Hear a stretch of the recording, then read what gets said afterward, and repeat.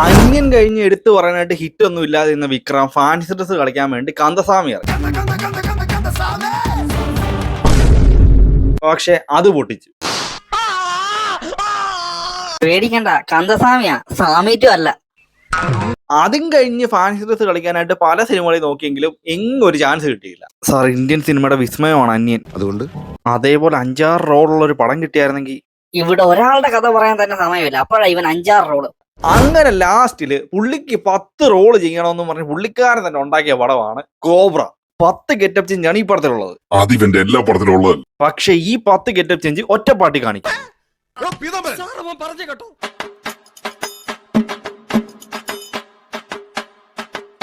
ഈ പടം കാണാൻ നിങ്ങൾ ഉദ്ദേശിക്കുന്നുണ്ടെങ്കിൽ നിങ്ങളുടെ തലച്ചോറ് കൊണ്ടുപോയി ഉപ്പിലിട്ട് വെച്ചിട്ട് ഈ പടം കണ്ടു കഴിഞ്ഞിട്ട് തിരിച്ചെടുത്ത് വെക്കണം. കാരണം ഈ പടം കണ്ടോണ്ടിരിക്കുമ്പോൾ നമുക്കുണ്ടാവുന്ന ഒരു ടോർച്ചറിങ് ആ റേഞ്ചിലാണ് കാണിച്ചു വെച്ചേക്കുന്നത്. എനിക്ക് ഈ പ്രഷർ താങ്ങാൻ പറ്റില്ല. അപ്പൊ ഇത്രയും വലിയൊരു വാളിപ്പടത്തിന്റെ കഥയിലോട്ട് പോയാല് ഒരു കഥ சொல்லிட்டா சார். പടം തുടങ്ങുമ്പോൾ തന്നെ ഹീറോയ്ക്ക് കൊടുക്കുന്ന ഈ അപരാധിച്ച ബിൽഡപ്പ് കാരണം തന്നെ പടം മൂഞ്ചി പോകുന്നത് നമുക്ക് തുടക്കത്തിൽ തന്നെ മനസ്സിലാവും. അവൻ யாரையும் பார்க்கவும் மாட்டான், வேற யாருக்கும் வேலை செய்யவும் மாட்டான். அவன் யாரையும் பார்க்கவும் மாட்டான், வேற யாருக்கும் வேலை செய்யவும் மாட்டான். സംഭവം നമ്മുടെ ഹീറോ ആയ ഈ കതിര് കിട്ടുന്ന കൊട്ടേഷൻ എല്ലാം ആള് മാറി വേറെ വേഷം കെട്ടി ആൾക്കാരെ കൊന്നുകൊണ്ടിരിക്കുക. ഇന്റർപോൾ വരെ ഇവനെ അന്വേഷിച്ച് നടപ്പുണ്ട്.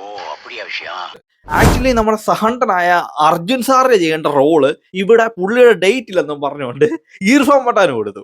അപ്പം വെറൈറ്റിക്ക് വേണ്ടി ക്രിക്കറ്റ് സ്റ്റേഡിയത്തിൽ നിന്ന് വന്ന ഇതേ ഇർഫാൻ പട്ടാൻ അസ്ലൻ എന്ന് പറഞ്ഞ ഒരു പോലീസുകാരനെയാണ് അവതരിപ്പിക്കുന്നത്. പുള്ളിക്കാരൻ തുടക്കം മുതൽ ഒടുക്കം വരെ എന്നിട്ട് ഇവനെ തേടി നടക്കും. ராயல் வெட்டிங் டெலிகாஸ்ட் ஆகிற எல்லா சேனலையும் ப்ளே பண்ணுங்க. ഒരു മാരേജ് നടക്കുന്ന ചർച്ച്, ആ ചർച്ചിൽ ഒരുപാട് ആളുകൾ വന്നിട്ടുണ്ട്. അയ്യോടാ, ഇത് വിക്രം അല്ല കേട്ടോ, ഞങ്ങൾക്ക്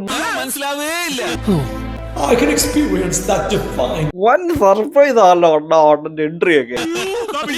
അവിടെ നിന്ന് വാളിത്തരം കാണിച്ച് ആ വള്ളിയും പൊട്ടിച്ച് അവരെയും കൊലക്കി കൊടുത്ത് അവിടെ ഒരു കുഴിയും ഉണ്ടാക്കി ആ സ്ഥലം മൊത്തം പൊളിച്ചിട്ട് ഇവൻ അണ്ടർഗ്രൗണ്ടിൽ കൂടെ ഓടി രക്ഷപ്പെടും.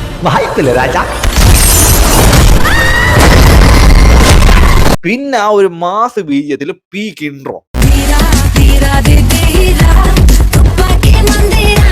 എന്നിട്ട് ഈ പടത്തിന്റെ ഹൈപ്പ് കയറ്റാനായിട്ട് ഇവന്മാർ കാണിച്ച, അതായത് പോസ്റ്ററിൽ കാണിച്ച ആ ഗെറ്റപ്പ് ചേഞ്ച് എല്ലാം വെച്ചിട്ട് ഇൻട്രോ സോങ് അങ്ങ് തീർക്കും. അങ്ങനെ ഇൻട്രോ സോങ്ങിൽ കൂടെ ആ കാണിച്ച വെർസറ്റാലിറ്റി മൊത്തം തീർന്നു. വിക്രമണ്ണ, ഇതിപ്പോ പടത്തിലൊരു എൻഡി ഇല്ലല്ലോ, നമ്മൾ എന്താ വെച്ച് പ്രൊമോട്ട് ചെയ്യും? നമ്മക്കേ പടത്തിലങ്ങ് അന്യം കളിച്ചാലോ? പടം മൂഞ്ചുവോ? ഓ ഇല്ല, അന്യം ഇന്ത്യൻ സിനിമയുടെ വിസ്മയമല്ലേ. ആണല്ലേ? ഇനി പടത്തിൽ ഒരു എടാ, ഈ 5 മിനിറ്റിൽ ഇത് കാണിക്കാൻ വേണ്ടി എന്തിനാണ് ആ ട്രെയിലറിൽ ഇത് കാണിച്ച് ഹൈപ്പ് ഉണ്ടാക്കുന്നത്? ഇതിലും ഭേദം ഇവരൊരു മാസ്ക് വെച്ചോണ്ടെങ്കിൽ വന്നാൽ മതിയായിരുന്നല്ലോ. ഓഡിയൻസിനെ ഇങ്ങനെ മൂഞ്ചിക്കാവുന്നുള്ളതിനൊരു ടെക്സ്റ്റ് ബുക്ക് ആണ് ഈ ഒരു പടം. അയ്യോ, ഇവനാ ബാഗിന്നത് എടുത്ത് ആരും കാണുന്നു, എല്ലാവരുടെയും കണ്ണി പൂച്ച തൂറി വെച്ചേക്കുക. ഞങ്ങളൊന്നും കാണുന്നുമില്ല, കേൾക്കുന്നുമില്ല, ഞങ്ങൾ മൂകനുമാണ്. ഈ കതിരെന്ന് പറയുന്നവൻ ഇങ്ങനെ എല്ലാം ഉടായ്പ കാണിച്ചു നടന്നാലും പുള്ളി നാട്ടിൽ വലിയ ഡീസന്റാ. നാട്ടിലുള്ള കുറെ കൊച്ചു പിള്ളേരെയും പറ്റിച്ച് ട്യൂഷൻ സാറായിട്ട് നാട്ടിൽ ഇങ്ങനെ സ്റ്റാൻഡേർഡ് ആയിട്ട് പുള്ളി ജീവിക്കുക. എന്നിട്ട് ഈ പിള്ളേരെ കോമാളിയാക്കുന്നത് പോരാഞ്ഞ് ഭാവനെന്ന് പേരുള്ള ഒരു പെങ്കൊച്ചിനെയും കൂടെ കോമാളിയാക്കിയിട്ട് അവളെ പുറകെ നടത്തിക്കും. ഇവളെയും കൊതിപ്പിച്ച് കടന്നു കളഞ്ഞാല இந்த கப்போட சேர்த்து என் 49வது ஸ்டூடெண்டோட வெட்டிங் இன்வைட். ഇത്രയും കോമാളിയുടെ കോമാളിത്തരം ഒന്നും പോരാഞ്ഞ് വെറുപ്പിക്കല് പീക്കാക്കാൻ വേണ്ടിട്ട് ഒരു ക്യാരക്ടറിന്റെ എൻട്രി. செம்ம மொக்க investigation sir. Hi sorry hi I am Judy Samson, you can call me Judy. അല്ലെങ്കിൽ തന്നെ ഇത്രയും കാണുമ്പോ തല വരിക. എന്തിനാണ് ഓരോരുത്തരെയായിട്ട് കുത്തി കയറ്റിക്കൊണ്ടിരിക്കുന്നത്? പടത്തില് ഇവൻ ഓരോരുത്തരെ കൊല്ലുന്നതൊക്കെ കണ്ടാല് നമുക്ക് തലച്ചോറില്ല, അതായത് കാണാൻ വരുന്നവന് തലച്ചോറില്ലാത്തത് കൊണ്ടാണ് ഇവന്മാർ ഓരോരുത്തരെയും കൊല്ലുന്നതൊക്കെ പ്ലാൻ ചെയ്ത് കാണിക്കുന്നത്. ഇത് ഉദാഹരണത്തിന് ഇയാളെ കൊല്ലുമ്പോൾ ആ കറങ്ങുന്ന ഫാനിന്റെ സ്പീഡും അത് ഏത് പ്രൊജക്ടൈലിലോട്ട് മാറുന്നെന്നും അത് എങ്ങനെ ചലിക്കുമെന്നും എല്ലാം ഇവൻ മനസ്സിലാക്കി ഫാനിലോട്ട് വെടിവെക്കും. பார்த்து வெளியே இருந்த கண்ணை ரிமோட் மூலமா ஃபயர் பண்ணி அத்தனை பேரையும் திசை திருப்பி ഫാനെ വെടിവെക്കുന്നുണ്ടെ ആ ഷൂട്ട് ചെയ്ത ബുള്ളറ്റ് അവിടുന്ന് തിരിഞ്ഞു പോയി ഇയാളെ കൊല്ലും. എന്തോന്നടാ ഇത്? സംഭവം എന്തോ വലിയൊരു സാധനം കാണിക്കാൻ ഇവന്മാർ ഉദ്ദേശിച്ചതാ, പക്ഷെ ഒന്നും നടന്നില്ല. ഒരുമാതിരി നനഞ്ഞ പടക്കം ആ ടൈപ്പ് ആയിപ്പോയി. ഇവൻ ഈ ഓരോരോ കൊട്ടേഷൻ ഏൽക്കാനായിട്ട് ഉദ്ദേശിച്ച് വെച്ചേക്കുന്ന പ്ലാനാണ് എന്നെ ശരിക്കും പറഞ്ഞ തല കറക്കി കളഞ്ഞത്. അതായത് ഇവന് സ്വന്തമായിട്ട് സെൽഫോൺ ഇല്ല, ജിമെയിൽ അക്കൗണ്ട് ഇല്ല, ലാപ്ടോപ്പ് ഇല്ല, ഇങ്ങനെയുള്ള കാര്യങ്ങളൊന്നും ഉപയോഗിക്കത്തില്ല. അതുകൊണ്ട് തന്നെ ഈ കൊട്ടേഷൻ കിട്ടാൻ വേണ്ടിയിട്ടുള്ള ഇവന്റെ പ്ലാനിങ് ഭയങ്കരവാ. ഉദാഹരണത്തിന് ഇവനൊരു കൊട്ടേഷൻ കിട്ടണമെന്ന് വെച്ചോ. അപ്പം ആദ്യം അത് KS രവികുമാറിന്റെ അടുത്തോട്ടാണ് എത്തുന്നത് ഈ കൊട്ടേഷന്റെ കാര്യം. ഇയാൾ എന്തോ എന്ന് വെച്ചാല് ആ ആളുടെ ഡീറ്റെയിൽസും പേരും ഒക്കെ ശേഖരിച്ചിട്ട് അതൊരു സുഡോക്കോ രൂപത്തിലാക്കും. എന്നിട്ട് സുഡോക്കോ നമ്പറിന്റെ രൂപത്തിലാക്കിയ ഈ പേരും ഡീറ്റെയിൽസും എല്ലാം കൂടെ വെച്ചിട്ട് ഇയാൾ ഹിന്ദുസ്ഥാൻ ടുഡേ എന്ന് പറയുന്ന ഒരു ന്യൂസ് പേപ്പർ ഉണ്ട്, അവരുടെ ഓഫീസിലോട്ട് എല്ലാ സ്റ്റേറ്റിലും മെസ്സേജ് അയക്കും. ആ ജിമെയിലിൽ മെസ്സേജ് അയക്കുന്നത് കണ്ടിട്ട് ചെന്നൈയിലുള്ള ഇവരുടെ ആ ഒരു ഏജന്റ് ഉണ്ട്, അയാൾക്ക് മാത്രം ഇത് മനസ്സിലാവും. അയാൾക്ക് ഇത് മനസ്സിലാകുന്നതിന്റെ മെയിൻ റീസൺ ഈ KS രവികുമാർ അയക്കുന്ന ആ മെയിലിൽ ഒരു 3 സ്റ്റാർ കാണും. ആ സ്റ്റാർ കാണുന്ന പുള്ളിക്കാരന് മനസ്സിലാവും എന്തോ ഒരു കൊട്ടേഷൻ ആണ് ഇതെന്ന്. ഇയാൾ എന്തോ എന്ന് വെച്ചാൽ ആ ഒരു സുഡോക്കോ എടുത്തിട്ട് അന്ന് വൈകുന്നേരം പ്രിന്റ് അടിക്കേണ്ട ന്യൂസ് പേപ്പറിൽ ഈ സുഡോക്കോ അങ്ങ് ആഡ് ചെയ്ത് വെക്കും. ഇതൊന്നും പോരാഞ്ഞ് ഹിന്ദുസ്ഥാൻ ടുഡേയുടെ ആ ഒരു ഓഫീസിൽ ഒരു ലൈറ്റ് സെറ്റപ്പ് ഉണ്ട്, അത് ഇങ്ങനെ മിന്നിപ്പിച്ചുകൊണ്ടിരിക്കും അന്നത്തെ ദിവസം എന്തെങ്കിലും കൊട്ടേഷൻ ഉണ്ടെങ്കിൽ. അപ്പൊ ഈ കതിരെന്ന് പറയുന്നവൻ എന്നും ട്രെയിനിനല്ലേ വരുന്നത്, അവൻ എന്നും ഈ ഒരു ഓഫീസ് പാസ് ചെയ്ത് പോകും.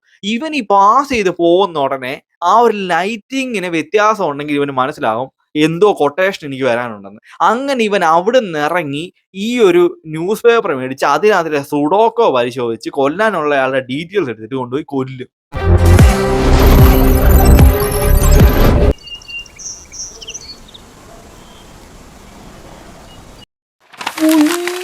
എന്തുവാടാ എഴുതി വെച്ചേക്കുന്നത്? എങ്ങനെയാണോ ഇതൊക്കെ എഴുതുന്നത്? എന്റെ ദൈവമേ, എന്തോന്നാടോ ഇത്? എവിടെ നിന്ന് കിട്ടിയോടോ ഈ ഉണ്ടാക്കണേ? ഒരെണ്ണം കൊടുക്കട്ടെ സാർ. എന്റെ ഡൗട്ട് ഒന്നുമല്ല, എടാ ഒരു ഫോണിൽ ഒരു മെസ്സേജ് അയച്ച് തീരാതെ കാര്യമല്ലേ ഉള്ളൂ. എനിക്ക് അപ്പൊ തോന്നിയത് തന്നെ, ഇവരൊക്കെ ഒരുമിച്ച് വർക്കിന് ഇവരൊക്കെ അങ്ങോട്ട് ചോദിച്ചാ പോരെ. ഒരു കാര്യം, ഒറ്റ കാര്യം എനിക്ക് ഡൗട്ടുള്ളൂ. ഇവൻ സപ്പോസ് ആ പോകുന്ന വഴിക്ക് ട്രെയിനിൽ പോകുമ്പോ ഇവന് അവിടെ വിൻഡോ സീറ്റ് കിട്ടിയില്ല, ഇവൻ ഇത് കാണാൻ പറ്റില്ല മൂഞ്ചിയെ. അപ്പൊ അന്ന് കേസ് ഉണ്ടെങ്കിൽ എന്തോ ചെയ്യും ഇവൻ? അപ്പൊ അന്നൊരു കൊട്ടേഷൻ ഉണ്ട്, ഇവൻ എന്തോ ചെയ്യും? ഇതൊന്നും ചിന്തിക്കാതെ എവിടെ കൊണ്ടടാ ഇവൻ ഈ കഥ എഴുതിയത്? ആക്ച്വലി സിമ്പിൾ ആയിട്ട് ചെയ്യേണ്ട ഒരു കാര്യത്തിന് ഇവന്മാർ വളഞ്ഞു കുത്തി പണം ഇന്റലിജന്റ് ആക്കണം എന്ന് കാണിക്കാൻ വേണ്ടിയായിരിക്കും ഇത്രയും ഉദ്ദേശിക്കുന്നത്. ഇവൻ ഇങ്ങനെ കൊട്ടേഷൻ കാണിച്ചിട്ട് ആ കിട്ടുന്ന ക്യാഷ് ഫുള്ള് ചാരിറ്റിക്ക് വേണ്ടിയാണ് യൂസ് ചെയ്യുന്നത്. நீங்க அவனோட பணத்தை அந்த 50 சேரிட்டி ட்ரஸ்ட்டுக்கு அனுப்பிடுங்க. ഈ സമയത്ത് ഭാവന എന്ന് പറയുന്ന ഹീറോയിൻ ഉണ്ടല്ലോ പേരിന് വേണ്ടി, ഇവള് കതിരിനെ കെട്ടണേന്നും പറഞ്ഞ് കരഞ്ഞുകൊണ്ട് നടക്കുക. தேவையில்லாம வார்த்தையை விடாத. ഇവനാണെ പാട്ടി വിലയൊക്കെ കൊടുക്കുന്നത്. எனக்கு நீங்க யாருமே வேணாம், எனக்கு என் வாழ்க்கையில அவர் மட்டும்தான் வேணும். നിനക്ക് അവനെ വേണം, പക്ഷെ അവന് നിന്നെ വേണം. ഇനി അടുത്തതായിട്ട് കാണിക്കുന്ന ഇവന്റെ വാളിത്തരം. അതിനായിട്ട് ഇവൻ വേറൊരു രാജ്യത്ത് നിന്ന് അവിടെ ഒരുത്തനെ കൊല്ലാൻ നോക്കുക. അന്നേരം ഈ അസ്ലൻ എന്ന് പറയാൻ സമ്മതിക്കത്തില്ല. അങ്ങനെ കൊല്ലാൻ പറ്റാതെ ഇവൻ ഇങ്ങനെ നിൽക്കുന്നുണ്ട്, ഇവന് ഹാലൂസിനേഷൻ വരും.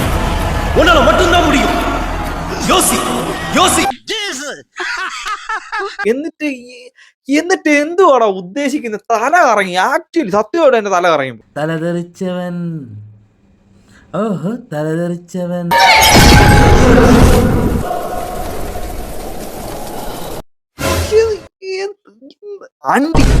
അങ്ങനെ ഇതെല്ലാം കഴിഞ്ഞ് രക്ഷപ്പെട്ട് ഇവൻ ഡോക്ടറിന്റെ അടുത്ത് ചെല്ലുമ്പോൾ ഡോക്ടർ തന്നെ പറയും ഇവന് ഭ്രാന്താണ്.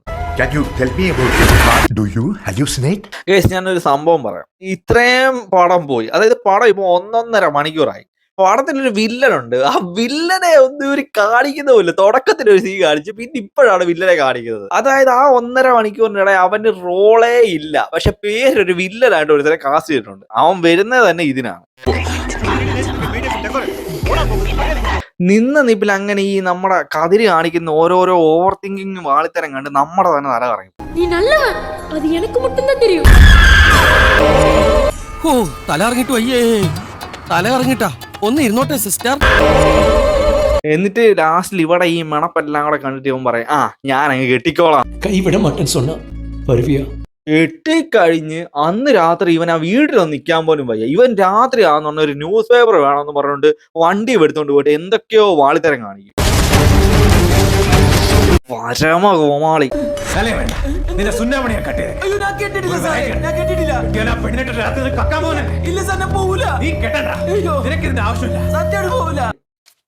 ഇത് കാണുന്ന എനിക്കാവളാ ഭ്രാന്ത്.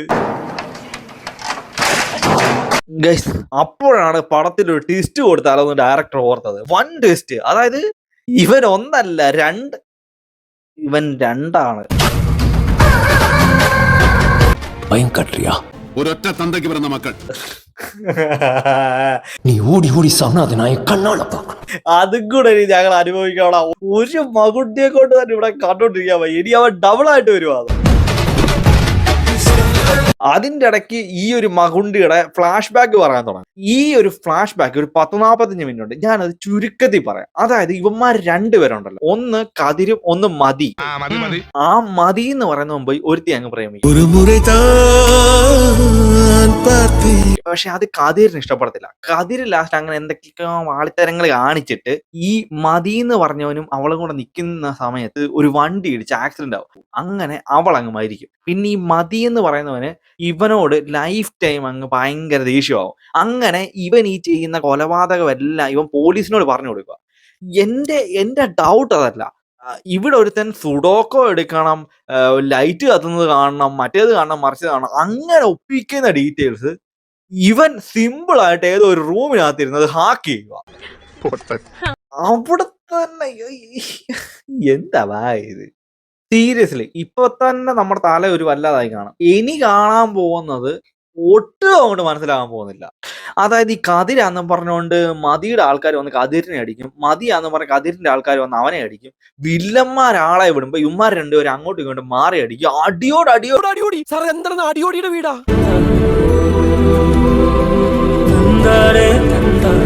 ഇതിന്റെ ഇടയ്ക്ക് കുറച്ചു നേരം ഇർഫാൻ പട്ടാനെ കാണിക്കും, പിന്നെ വില്ലനെ കാണിക്കും, പിന്നെ ഇവന്മാർ രണ്ടുപേരെ മാറ്റി കാണിക്കും. ഇങ്ങനെ കാണിച്ചോണ്ടിരിക്കും. ആക്ച്വലി ശരിക്കും പറഞ്ഞാൽ ഈ പടത്തില് ഇവന്മാര് രണ്ടുപേരും തമ്മിൽ കുഞ്ഞുനാള് മുതലേ വഴക്കാം. ഇതില് ഈ കതിരെന്ന് പറയുന്ന ഫുണ്ടയ്ക്ക് തുടക്കം മുതലേ ഹാലുസിനേഷൻ ഉണ്ട്. അതുകൊണ്ട് തന്നെ ഇവൻ ആവശ്യമില്ലാത്ത കാര്യങ്ങൾ ഓവർ തിങ്ക് ചെയ്തുകൊണ്ടിരിക്കും. അങ്ങനെ ഒരു പ്രത്യേക സംഭവം നടക്കുമ്പോൾ ഒരു പോലീസുകാരനെ ഇവന്മാർ രണ്ടുപേരും കൂടെ കൊന്നിട്ട് ഇവന്മാർ ഓടി രക്ഷപ്പെടും. അന്നേരം ഈ കതിരെന്ന് പറയുന്ന ഒരു പ്ലാൻ വെക്കും. അതായത് ഇവന്മാർ രണ്ടുപേരുണ്ടല്ലോ, ഈ രണ്ടുപേര് ഒറ്റ ഒരാളായിട്ട് ജീവിക്കാൻ പറയും. അതായത് ഇവന്മാർ രണ്ടുപേരുണ്ടെങ്കിലും ഒരുത്തൻ എവിടെയോ പോയി എന്നുള്ളൊരു ഐഡന്റിറ്റിയിൽ ഇവന്മാർ രണ്ടുപേരും ജീവിക്കണം. അതായത് ഇന്നൊരു ദിവസം ഒരുത്തൻ വെളിയിൽ ഇറങ്ങിയാൽ പിറ്റേന്ന് മറ്റവൻ ഇറങ്ങണം. കതിർ ഒരു ദിവസം വീട്ടിലിരിക്കുകയാണെങ്കിൽ മറ്റേ ദിവസം മതി ഇരിക്കണം. மதி நீ திங்கக்கிழமை உன்னோட நாள், நீ வெளியே போகலாம். அதுக்கு அடுத்த நாள் மதியா நான் வெளியில போகலாம். അങ്ങനെ ഇവന്മാര് ഈ ഒരു 10 വയസ്സുള്ളപ്പം മുതല് അങ്ങ് 10-25 വയസ്സാകുന്ന കാലം വരെ ഇതേപോലെ ഒളിച്ചും പാത്തും ജീവിച്ചുകൊണ്ടിരിക്കും. അതായത് വെളിയിലുള്ളവർക്ക് എല്ലാവർക്കും ഇവന്മാർ ഒരാളാന്നേ അറിയത്തുള്ളൂ. പക്ഷെ ആക്ച്വലി ഇവന്മാർ രണ്ടുപേരാ. അങ്ങനെ ജീവിച്ചുകൊണ്ടിരിക്കും. എടാ, ലോകത്ത് നടക്കുന്ന കഥയാണോ ഇത്? അങ്ങനെ ഇതിന്റെ ഇത്രയും പ്രശ്നമുള്ളതിന്റെ ഇടയ്ക്കാണ് ഈ മതി എന്ന് പറഞ്ഞവൻ പ്രേമിക്കാൻ പോയത്. പ്രേമിക്കാൻ പോയണ എന്താ പറ്റി? ഈ പെണ്ണിന് ഇവനെ ഇഷ്ടമായി. പക്ഷെ ഇവൻ രണ്ടുപേരല്ല, ഈ രണ്ടുപേരാന്നുള്ളത് ലോകം മുഴുവൻ അറിയാൻ പറ്റത്തില്ല. അങ്ങനെ അവിടെ അത് വൻ ഊക്കായിട്ട് മാറി. അങ്ങനാണ് അവളെ കൊല്ലുന്നത്. അവളെ കൊല്ലുവിയാ? இன்னொரு தடவை இந்த எண்ணம் வந்தாலே நான் உன்னை கொண்டுடுவேன். Few moments later. അങ്ങനെ ഇവന്മാർ രണ്ടുപേരും കാണിക്കുന്ന ബാക്കി വാളിത്തരമാണ് പടം ഫുള്ളുള്ളത്. ഇതിന്റെ ഇടയ്ക്ക് ഇവൻ ഇടയ്ക്ക് വെച്ച് അന്യന്റെ ബാധ കയറും. അത് കഴിയുമ്പോൾ പിതാമഹന്റെ ബാധ കയറും. അത് കഴിയുമ്പോൾ ദൈവത്തിരുമകളുടെ ആളുടെ കൂട്ട് സംസാരിക്കും. മൊത്തത്തിൽ പറഞ്ഞ ഒരു ഫാൻ ബോയ് പണ്ണൽ.